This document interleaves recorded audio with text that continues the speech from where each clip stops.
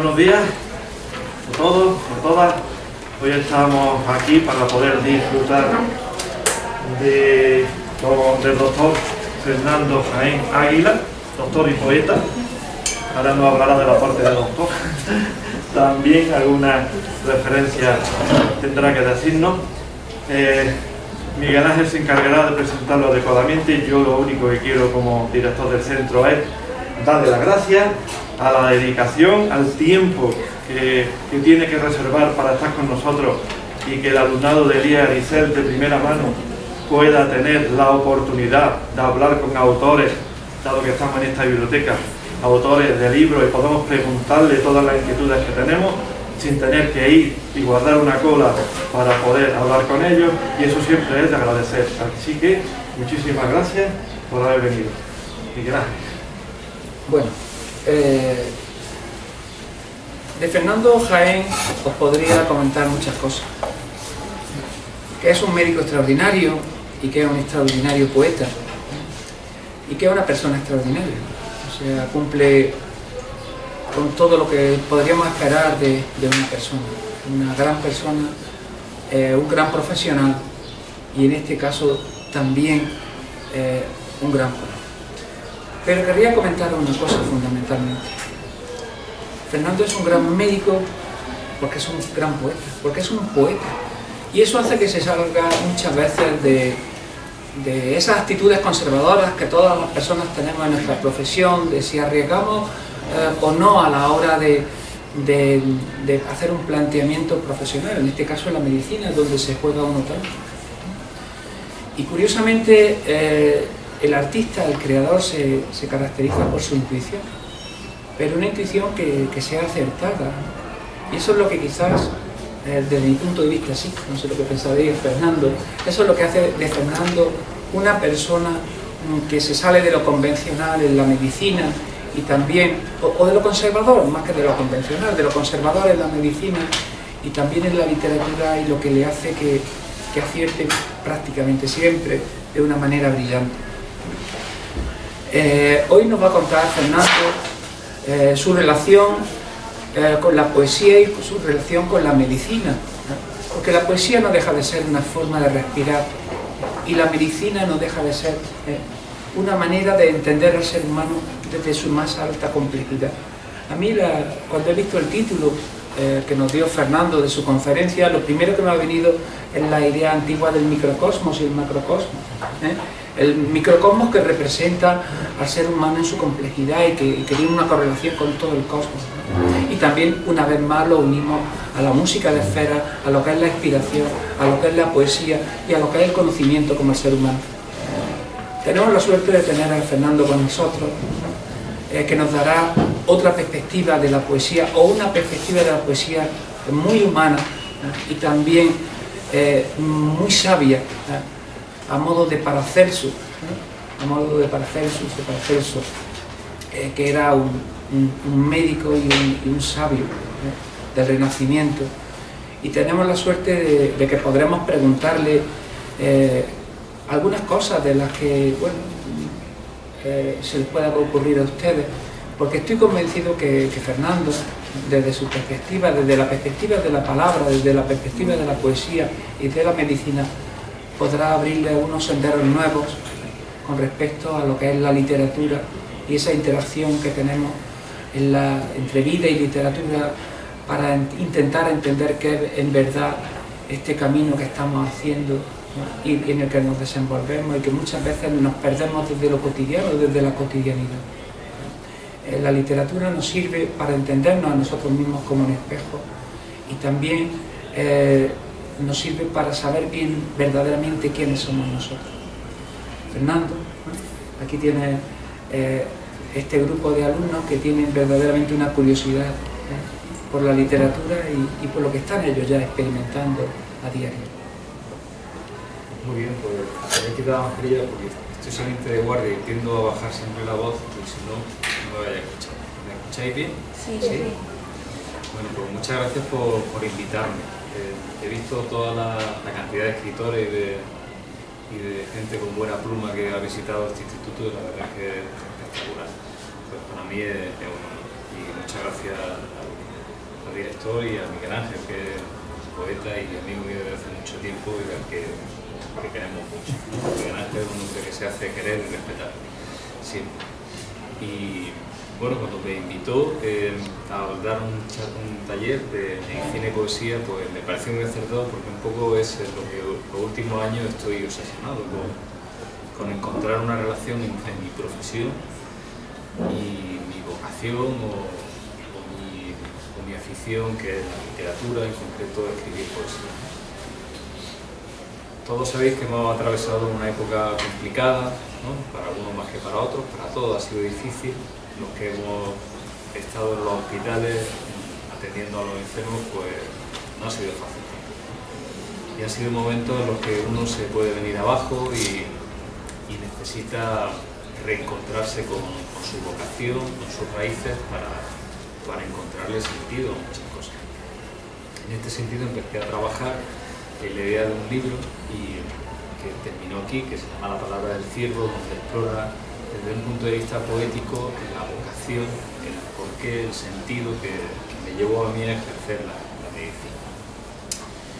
En este sentido, pues luego fui desarrollando pues, conceptos, ideas que entroncaban o que se parecían para mí entre enfermedad y poesía y medicina. Y os voy a leer un poco lo que tenía escrito, que es un artículo que voy a publicar dentro de poco en una revista médica, que parece que ya se están abriendo un poco a la literatura, ¿no? Porque siempre parece que en medicina solo podemos publicar cosas científicas y como si la literatura no tuviera su parte de ciencia, ¿no? Y yo creo que es importante.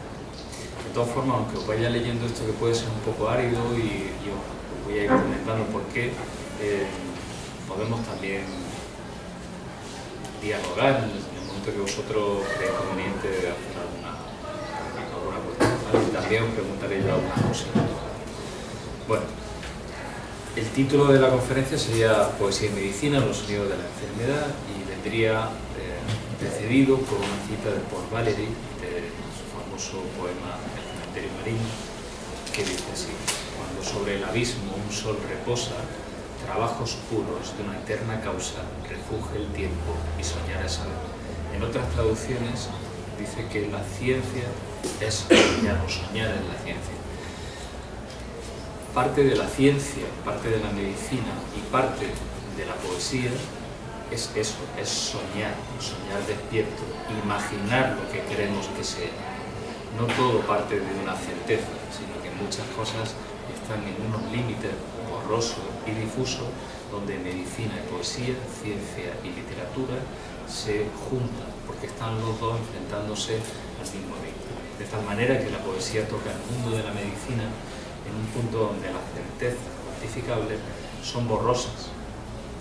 Un médico acostumbrado a trabajar a diario con el dolor y el sufrimiento de los pacientes necesita además una ayuda que le permita reconciliarse con su profesión y con el sentido más profundo del ser humano. Los poetas, en cierto modo, transitan por los mismos senderos de la medicina, tratan de unir lo personal y lo universal, mostrar lo particular sin simplificar nada y transportar el instante a una suerte más elevada de encuentro. Poesía y medicina se me antojan complementarias para comprender el mundo en el que habitan, ya que trascienden la propia realidad para adentrarse en terrenos más profundos, empleando todos los medios físicos para llegar a esas obras del espíritu que llamaba Paul Valéry al poema. Por tanto, existe un elemento espiritual e incluso irracional entre ambas disciplinas que va más allá de lo tangible, y es en esa dualidad entre lo terreno y lo abstracto, entre lo real y lo imaginado, entre la memoria y el sueño, la que juega un papel determinante en el discurso poético y en el discurso científico. ¿Esto tiene base filosófica o soy yo el único que lo ha pensado? Pues no soy el único que lo ha pensado, gracias a Dios. Esto viene pensándose desde hace mucho tiempo, y hay un libro muy interesante de un poeta, de un filósofo actual catalán, José María Esquirol, que dialoga mucho con Nietzsche y con el nihilismo, y le da otra vuelta de tuerca que se enfrenta a él en algunas partes, y hay un libro muy interesante que se llama La resistencia humana. En la resistencia humana hay una parte en la que José María Esquirol habla de la enfermedad y dice: la acción médica se puede entender como una resistencia a todas las ofensivas de la enfermedad. Existir es resistir. Un movimiento de la existencia humana repite como mantra y nos permite continuar en el día a día. Sin embargo, en el día a día del médico que se enfrenta con la enfermedad, a veces sentimos un cierto desencanto. Con el paso del tiempo, cuando la rutina se empieza a apoderar de nosotros, puede aparecer un desencanto con tu profesión, ¿no? Con lo que tú eres. Hubo un escritor, John Berger, que también era periodista y era fotógrafo, que dedicó parte de su vida a acompañar a un médico de la campiña británica que se llamaba John Sassal en la época de los años 70 del siglo pasado, y pasaba largas temporadas con él, donde él en realidad lo que hacía era dialogar con él y acompañarlo en algunas visitas médicas que hacía por la campiña, ¿no? Observaba cómo el médico se acercaba al paciente, observaba ese lugar de encuentro tan necesario en los médicos, también en los poetas, que es ese encuentro con la otra persona, que es fundamental para que haya un acto curativo y también un acto médico. Él lo observaba desde fuera y fue trasladando sus opiniones y algunas conversaciones que tenía con John Sassal acerca de lo que veía. Cuando en una etapa de su vida lo vio apesadumbrado y algo más triste y distraído de lo normal, él reflexionó sobre el papel del médico y cómo el médico debe encontrarle un sentido a su profesión y darle un valor a su profesión y a la enfermedad. En este sentido, dice una frase que a mí me marcó mucho. Quizá vosotros no tanto, porque sois muy jóvenes, pero los que vamos cumpliendo una edad, dice así: una de las razones fundamentales de que tantos médicos terminen decepcionándose con la profesión y convirtiéndose en unos cínicos es precisamente que, pasado el primer momento de idealismo abstracto, no están seguros del valor de las vidas reales de los pacientes que tratan. No se trata de que sean insensibles o inhumanos personalmente, se debe a que la sociedad en la que viven y aceptan es incapaz de saber cuánto vale una vida humana. No sé si os habéis planteado alguna vez cuánto vale una vida humana. Hoy en día tenemos la guerra de Ucrania como algo muy cercano. ¿Qué valor se le da a una persona a una guerra? ¿Qué valor tiene una persona en una guerra o qué valor tiene una persona aquí en España? Es muy importante hacerse esa pregunta, porque la respuesta no es sencilla y la respuesta no la podéis dar vosotros, la tiene que dar la sociedad en la que vivís, pero esa sociedad la estáis construyendo vosotros. Eso es muy importante que lo tengáis claro a la hora de enfrentaros al mundo cuando salgáis del instituto. Si es difícil encontrar el valor de la vida, ¿creéis que es fácil encontrar el valor de la poesía? ¿La poesía tiene un valor? Bueno, no se puede responder, digo yo aquí, al valor de la vida de forma personal, sino solo una sociedad más humana sería capaz de responder a esta pregunta, considerando a cada ser humano como un fin en sí mismo. Tratar al enfermo de esta forma es a todas luces necesario, pero nada en nuestras vidas lo facilita. Con respecto al valor de la poesía, hay un escritor, Mircea Cătărescu, rumano, un grandísimo poeta, donde en uno de sus relatos, En el ojo castaño de nuestro amor, Mircea Cătărescu hace metapoesía y metaliteratura, porque toda su obra imbrica cosas. Es decir, tú estás leyendo un relato y hace referencia a un poema que escribió hace un tiempo, o estás leyendo un poema y hace referencia a un relato, a una novela. Todo es muy interesante porque él se autorreferencia y hace una metaliteratura hace un juego muy interesante. Bueno, pues en uno de estos libros, El ojo castaño de nuestro amor, que es un libro maravilloso, habla del valor de la poesía y dice así: la poesía es el gato muerto de nuestro tiempo. Es una referencia a un cuento de la tradición zen que habla de su valor. La poesía, dice Cătărescu, es el gato muerto del mundo consumista, hedonista y mediático que nos rodea. Nadie parece valorar la poesía. Si veis, creo que aquí tenéis un estante y lo tenéis visible, pero si vais a la librería, me temo, Miguel Ángel, que es donde la encontraremos. Pues, partes más oscuras casi de todos los estados. No suelen ser la portada de la vitrina. Nadie parece valorar la poesía y sin embargo no existe nada más valioso. Nuestra sociedad ha relegado los libros de la poesía a los últimos rincones de la librería, pues ya no queda reconocimiento para los poetas, solo quizá para los más mediáticos y adaptados a las nuevas tecnologías, pero que se representan, pero que no siempre representan el valor del poeta consagrado a la palabra. En una sociedad así, perder las referencias puede ser muy fácil. Es virtud del poeta reconocer esa fragilidad y elevarla a belleza, y es virtud del médico entender la belleza del alma rota y poder repararla. La enfermedad es en gran medida una mezcla de idea y de experiencia. Nosotros decimos que no hay enfermedades sino enfermos, porque cada enfermedad la padece una persona y cada persona padece la enfermedad de una manera distinta. Para que el médico pueda ejercer su trabajo, debe conocer cómo percibe el enfermo esta condición de enfermedad y escuchar su sonido. ¿Cuál creéis que es el sentido más importante para el médico? Ahora una pregunta para vosotros. ¿Alguien quiere contestar? Si habéis leído el título de la conferencia, la pista ya la tenéis, ¿no? Pero ¿cuál creéis que es el sentido más importante? No os oigo. Sentido a participar. En la vista es importante para el médico. Bueno, si se llama la señal de la enfermedad, pues Pero la vista, ¿y la vista? ¿Es importante para el médico? Sí, ¿no? ¿Por qué? Porque si no ves, ¿cómo vas a saber? ¿No hay médico ciego? anda, que me pone un médico ciego, la verdad es que da mudillo. Muy bien. ¿Y qué más sentidos conocéis? ¿Qué creéis que son importantes? Los sonidos. ¿Y por qué son importantes los sonidos? Porque puedes escuchar los latidos del corazón y eso. Cuando se nos representan a los médicos, nos representan con un aparatito, ¿no?, que colgamos del cuello, ¿no?, que se llama...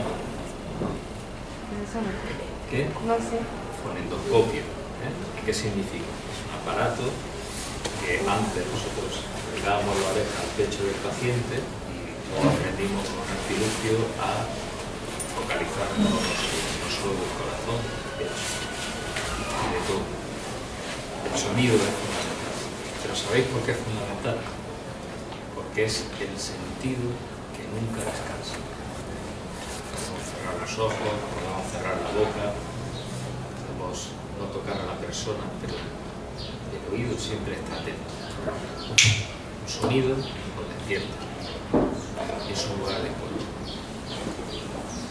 Una vez hablé con Rafael Guillén, poeta clarísimo por Miguel Ángel y por mí, y él me decía que el inicio de todo poema era un sonido que estaba por ahí, que se te metía en la cabeza, que se transformaba en una idea, en una palabra y en el comienzo de todo.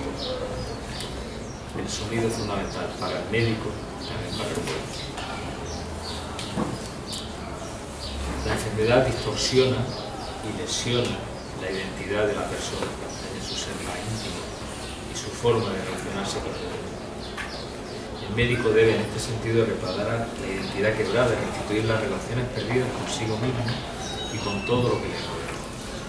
Hay un poeta, hubo un poeta, mejor dicho, Seymour Heinz, que falleció hace unos años, un premio Nobel de literatura irlandés, que en sus conferencias que daba en Oxford las llamó a todas la reparación de la poesía. Heine celebra la especial habilidad de la poesía para reparar y preservar el equilibrio espiritual del mundo, para poder defendernos ante la fragilidad de la amenaza que nos acecha. La conciencia de la enfermedad es una parte del precio que el hombre, y en especial el médico, deben pagar por ser conscientes de una identidad íntima y personal. Pero aunque estas circunstancias aumentan el dolor y el sufrimiento necesario para que se abran las puertas a la posibilidad de un tratamiento, de un acto médico, ese encuentro que hemos mencionado antes, donde sucede el presente y donde está la realidad. En la enfermedad se rompen demasiadas alianzas y reconocernos como parte del todo y reconocer en el otro la ayuda no siempre es fácil. La fraternidad, la solidaridad es la única forma de afirmar que uno quiere ser humano. El poeta también es consciente de esto abismo y de este reconocimiento necesario. Por lo tanto, el médico y el poeta intentan ir más allá de lo que está roto. A veces se consigue reparar con una palabra, a veces no podemos si con el enfermo no se cuenta para hacer este trabajo y hacer este trabajo. Pero tanto el médico como el poeta no viven aislados del mundo, sino que están insertos en una realidad tangible y cotidiana. Médico y poeta viven de una manera consciente todo lo que pasa a su alrededor. Hay un poeta ruso, Osimán, que fue condenado por el stalinismo, lo salvó Bonaparte en varias ocasiones de ser fusilado y al final fue deportado a Siberia, pero entre campo de concentración el pobre pudo escribir. Y dijo una frase que a mí me emocionó mucho, que me abrió mucho los ojos, que dijo: un poeta no es una persona sin profesión, incapaz de hacer otra cosa, sino más bien una persona que trasciende su profesión y la subordina a la poesía. Y yo estoy plenamente convencido de que eso es, porque Miguel Ángel es un gran poeta, porque es un gran profesor, y es un gran profesor porque es un gran poeta. Tanto el poeta como el médico son testigos de su tiempo y deben reflejar en su trabajo las consecuencias de vivir en un mundo y en un mundo concreto. Ambos se enfrentan a sus propios abismos y obsesiones con la idea final de servir al prójimo, ya sea con la labor de la cura y el cuidado, como con el ideal de hacer de este mundo algo mejor. Ambos desentierran el pasado y lo exponen al presente con la necesidad de aprender y desarrollarse en el conocimiento. John Marguerite decía: escribir poesía es capaz, es ahondar, es meterse. La investigación en pro del conocimiento es para mí la mejor manera de avanzar en la justicia del ser humano. Sin embargo, en nuestra facultad de medicina no se suele estudiar el desarrollo artístico del médico. Aunque en las últimas décadas se ha intentado, sobre todo en Estados Unidos, implicar la literatura en la formación del médico, en nuestro país eso brilla por su ausencia. ¿Y es necesaria la literatura para el médico? Sí, puesto que favorecen el análisis, la empatía y la reflexión, que son destrezas fundamentales para el cuidado del médico. ¿Conocéis médicos escritores? ¿No conocéis ningún médico escritor? ¿No? Hombre, estamos conociendo aquí. Pues yo soy médico poeta, que es distinto, no soy escritor. Médicos escritores ha habido muchos a lo largo de la historia. De Bulgakov, Lobo Antunes, Celine, Luis Ferdinand Celine, John Keats, Pío Baroja, Conan Doyle, Gregorio Marañón, Somerset, Luis J. Santos, Rabelais, Avicena, Naín Entralgo, Chekhov, Doblin, Lem, Sachs. A Exterminarle, si lo conocéis, ¿no? El escritor de Solaris. Fue el médico. Su primer libro se llama El Hospital de la Transfiguración y relata sus primeros años en un hospital psiquiátrico entre Polonia y Rusia. A Pío Baroja, por ejemplo, Pío Baroja, que acabó abandonando la medicina para dedicarse solamente a la literatura, pero era médico, estuvo de médico rural en el País Vasco 2 años. Sin embargo, médicos poetas hay muy pocos, o pocos conocidos. Yo voy a relatar 5 o 6 ejemplillos que tengo aquí, y si queréis luego pues dejamos espacio para un pequeño diálogo y os leo algunos de los poemas del libro. No sé cómo vamos de tiempo. Muy bien, tenemos 25 minutos. Perfecto, Daniel. Bueno, pues voy a leer algunos ejemplos de médicos poetas y de cómo veo yo que han tenido la relación con la poesía y con la medicina. Uno de los clásicos es John Keats. John Keats murió muy joven, murió a los 26 años por una tuberculosis y era un hombre que aprendió medicina medicina. Él intentó ser aprendiz de cirujano, estuvo durante 7 años haciendo la cirugía en el hospital londinense, y en un momento dado, cerca del hospital donde él estaba haciendo las prácticas y trabajaba, había un poeta inglés, que no recuerdo el nombre, que solía leer poesía. Cuando John Keats cogió las poesías de este autor y las recitó en voz alta, la resonancia que la voz y la declamación de un poema producía en su organismo, es decir, el sentimiento que él tenía de vibración al recitar la poesía, que tiene una música concreta, unas pausas de respiración concretas y una manera de decir muy concretas, él decía que su cuerpo sanaba, y descubrió que la poesía era su vocación y no la medicina. Dejó la medicina y se pasó a la poesía, y en su poco tiempo escribió una de las obras más bellas del romanticismo inglés y que nos perdura hasta hoy en día.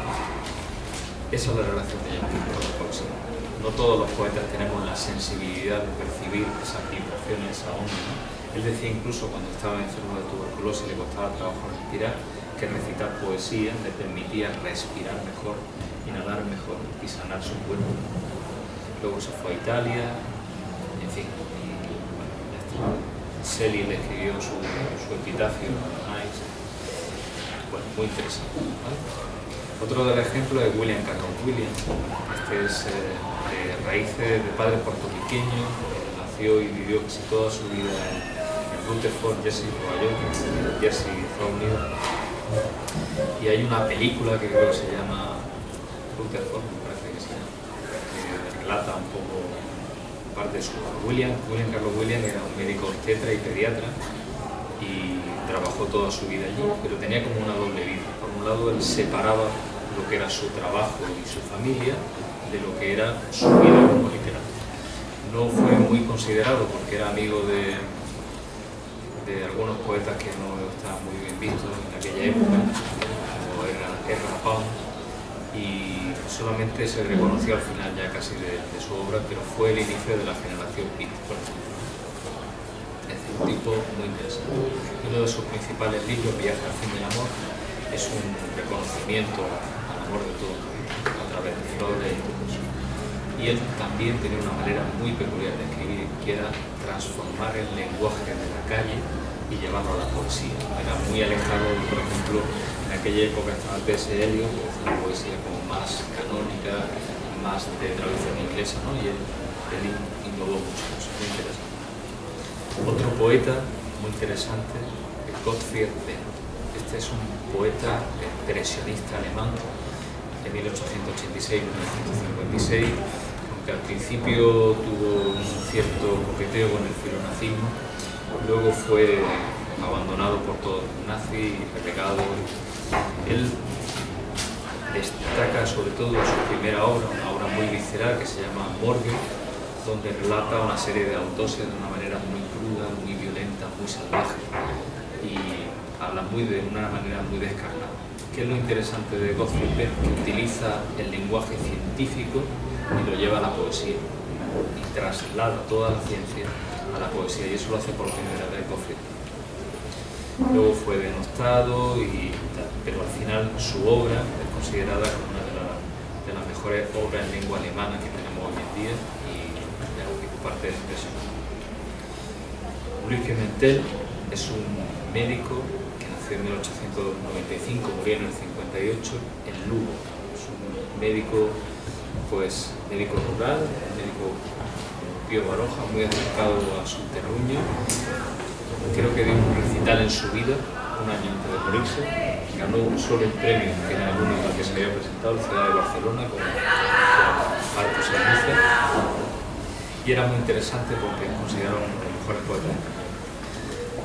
Damaso Alonso le escribió un prefacio a su libro 4 años antes de que se publicara para animarlo a publicar, y donde hablaba decía así el prólogo de Damaso Alonso sobre este libro: no toquéis a este libro, podría deshacerse porque es todo de rosas, ceniza, de cristal, de hundidas sombras, de aire. Un libro muy interesante, Barcos y Luces, ¿vale? Otro poeta y médico es Basilio Sánchez, este es coetáneo nuestro, de Cáceres, en 1958, nació, licenciado en Medicina, él es el jefe de la UCI de Cáceres. He tenido la suerte de que el prólogo de mi libro me lo escribiera él. Tiene muchos libros, pero con el que ganó el premio Loewe de Poesía, uno de los premios más prestigiosos a nivel internacional que tiene la poesía en el año 19, fue con el libro Heredado Nogal sobre la tumba de los reyes. En una entrevista, porque él no suele reconocer la medicina ni su poesía, en una entrevista con Túa Blesa que apareció en El País, dice, hablando de su obra, que sus poemas se sitúan en la poesía del conocimiento, con un discurso que pretende sobrepasar los límites de lo que se ofrece a la vista y al resto de los sentidos para abrir un campo de conocimiento. Su condición de médico no siempre se ve reflejada en su obra, pero sin duda su profesión influye en su manera de tratar la palabra, y él considera que tanto medicina y poesía se funden y se fundan en una sola raíz y se complementan.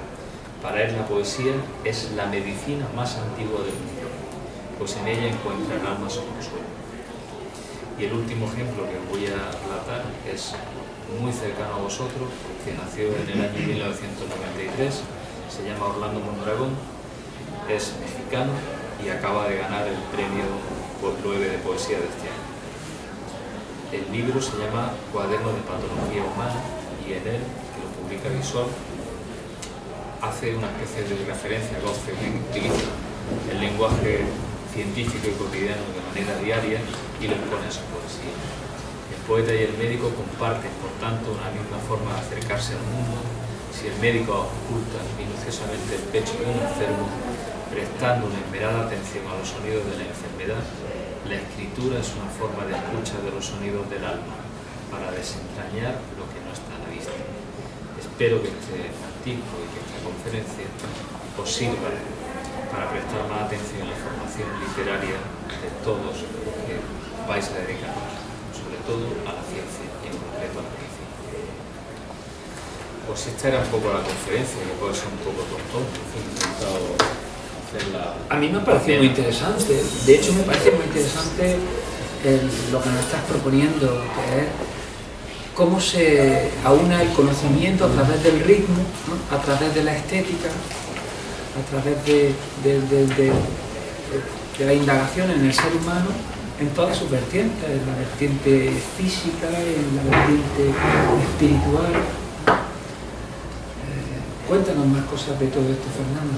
Bueno, ya está, todo esto se refleja en este libro. Si queréis, pues os leo 2 o 3 poemillas como tiempo. Muy bien, tenemos 20 minutos. Perfecto. Y dejamos también espacio a la reflexión, no sé alguien quiera.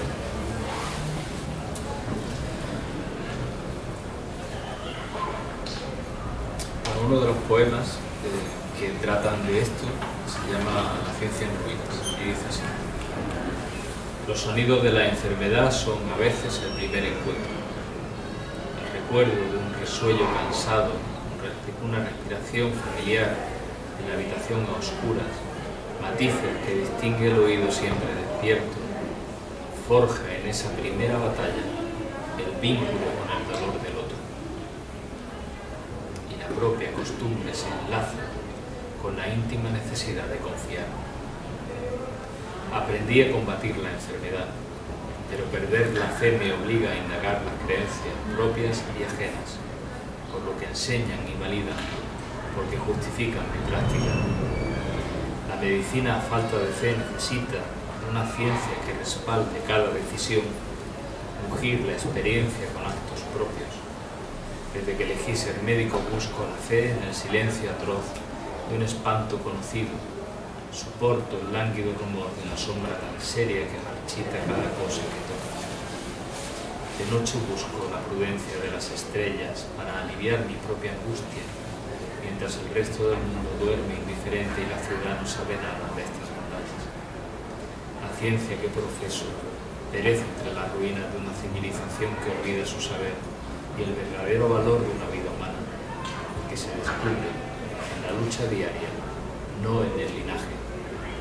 La ciencia que me asiste debe ejercerse con rigor, pero tarde comprendí que no es nada si no se desempeña con amor, y que el amor nunca juzga verdad absoluta.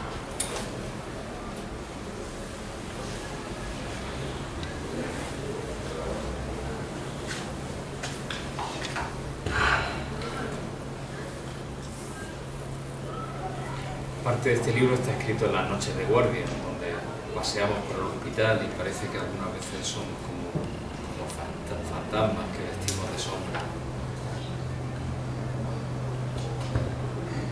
Yo sé cuál es mi trabajo, pero no sé muy bien a veces cómo me perciben los enfermos, ¿no?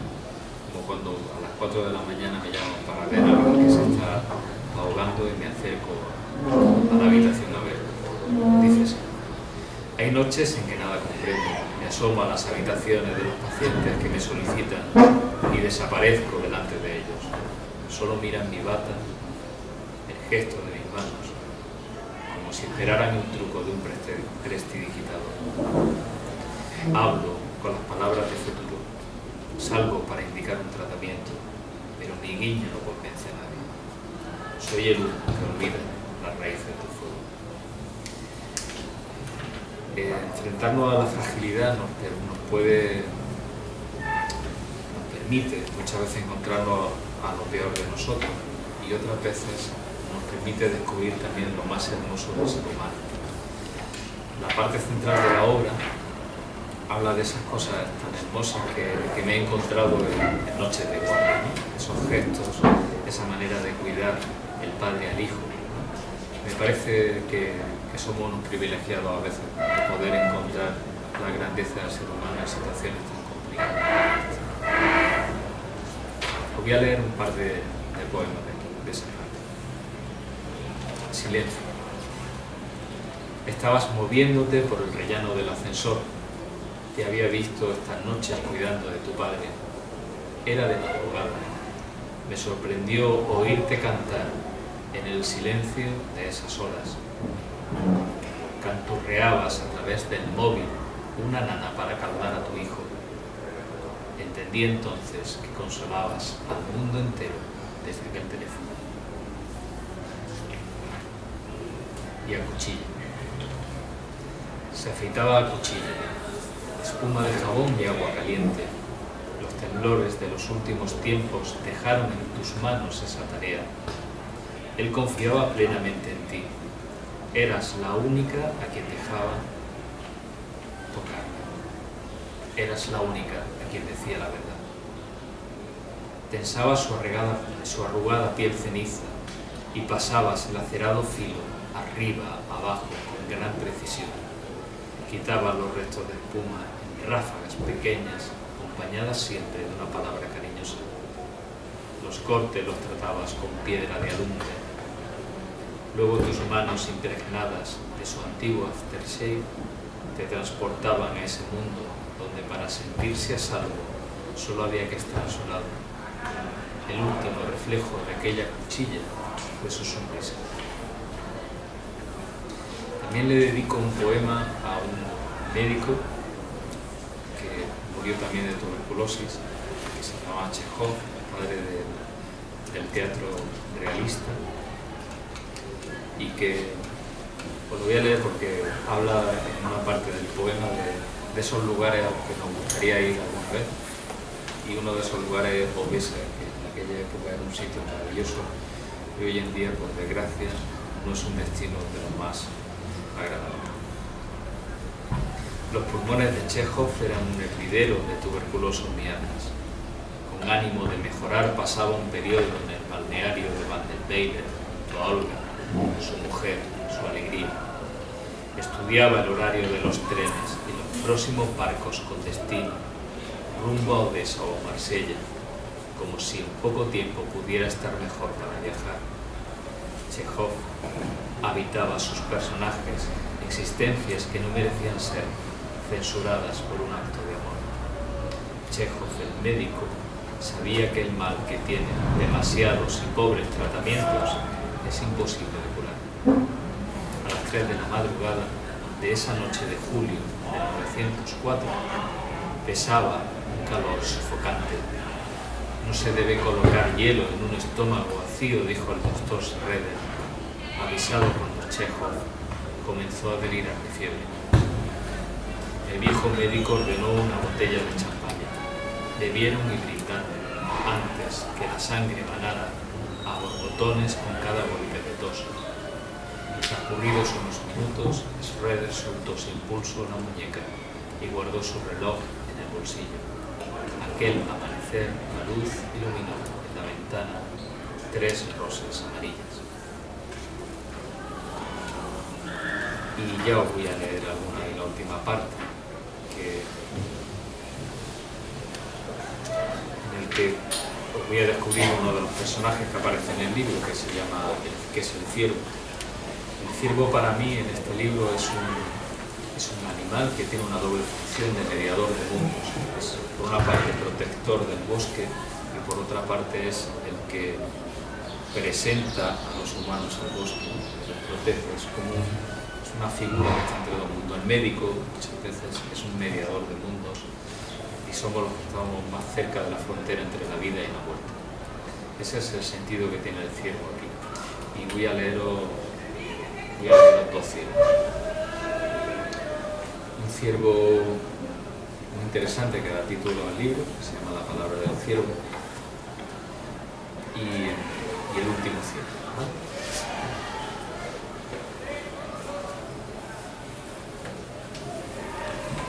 Me he despertado hoy viendo ese ciervo, protegiéndose del frío, bajo los pinos blancos de quemadas agujas. He visto la noble cumbre, soplaba un viento familiar, pero la nieve había caído de otra forma esta noche. Es difícil saber por qué me espera, suspendido en un invierno tardío, que guarda en su cornamenta el destino de los seres primigenios. No lo he visto herido esta vez. Parece que algo está yendo mejor, como si de alguna manera se sintiera, por fin, amado. Y el último ciervo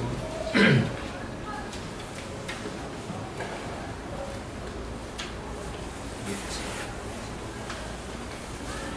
Viene precedido por una cita de un gran poeta que admiramos también, José Castro, y dice así: antes del anochecer, como el ciervo te internas, tornas a ese lugar sin horizontes mientras tus pasos van trazando el frágil margen de lo invisible. Las lluvias y el deshielo han limpiado el bosque de la negra ceniza y regresa el viejo orden que reina en la naturaleza y supera cada fracaso. Un temeroso brote celebra el homenaje que la vida ofrece a ese digno lugar. Lo nuevo enciende la ladera. Una flor roja nos bendice, el ciervo vuelve a su vigilia, cuida de las buenas raíces, custodia las palabras herederas del hombre y conoce su cometido, caminar en secreto por la senda que todos debemos atravesar. Gracias.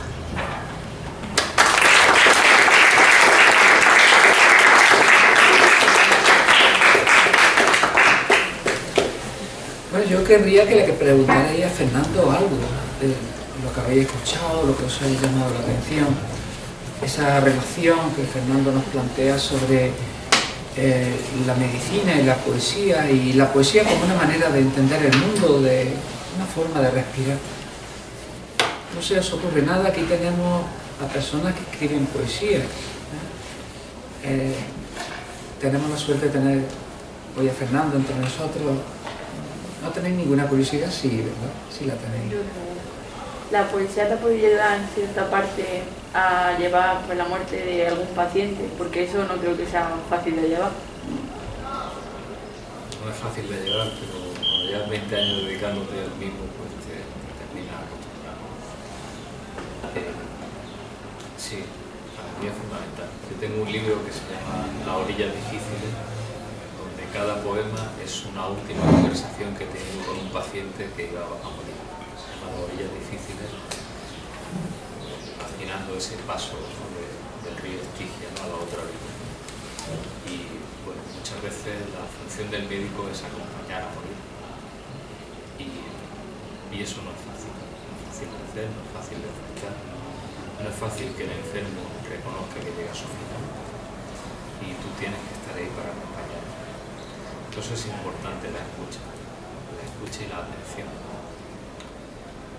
Crear ese espacio que os he dicho antes, ese espacio donde la vida sucede, no es sino el espacio que queda entre el enfermo que se abre y el médico que está receptivo a eso. Si no tuviera poesía, o si para mí la poesía no fuese lo que es, me costaría mucho más trabajo, me volvería mucho más insensible, como dice Sansón. Todos atravesamos por fases, en momentos en los que estoy más receptivo y otros en los que no tanto, ¿no? Pero sí, para mí es muy importante, para que ese lugar de encuentro, ese sitio, esa zona donde la vida se hace presente, funcione.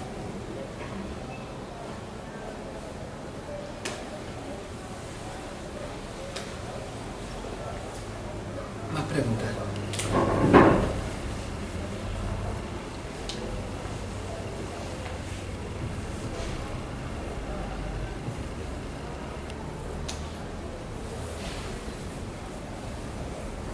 No me ha gustado ninguno de los poemas, ¿eh?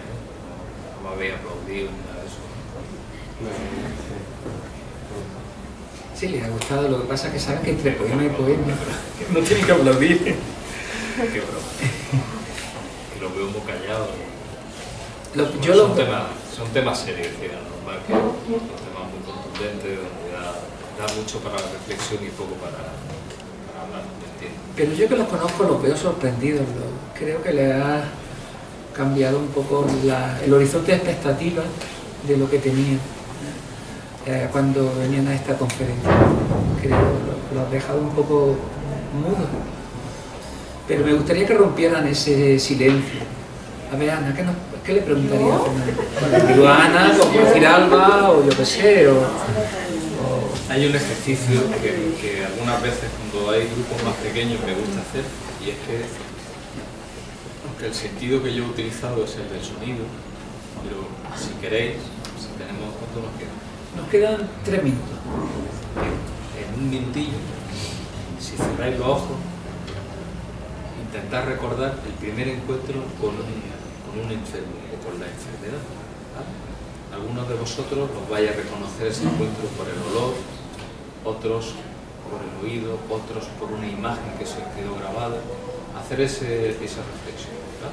Cerrar los ojos un minutillo, intentar recordar ese primer encuentro con la enfermedad, pero a través de vuestros sentidos, a ver qué encontráis, ¿vale? Si al minutillo alguien quiere comentar algo, pues genial. Y ahora os explicaré por qué es importante este ejercicio.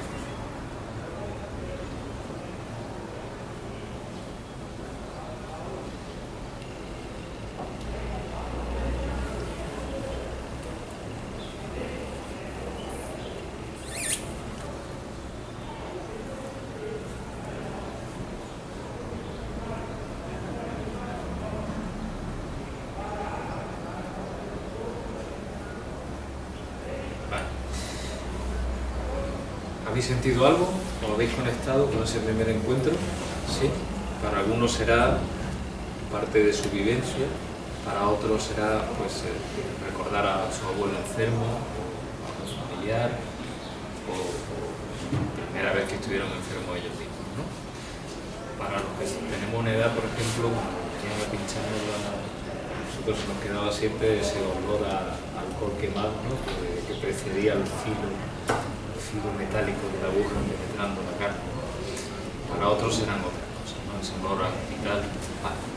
Si habéis conseguido conectar con esa primera experiencia con la enfermedad, habréis notado unas sensaciones.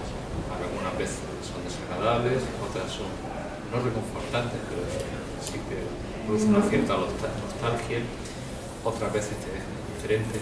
Bien.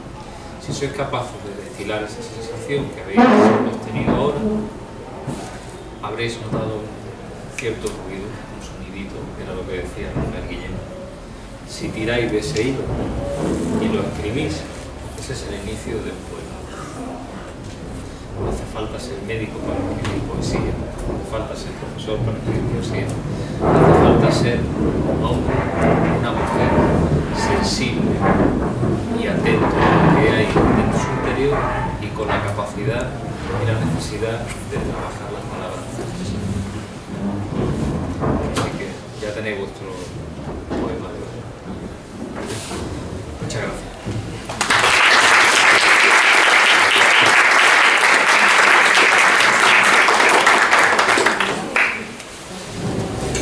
Muchísimas gracias.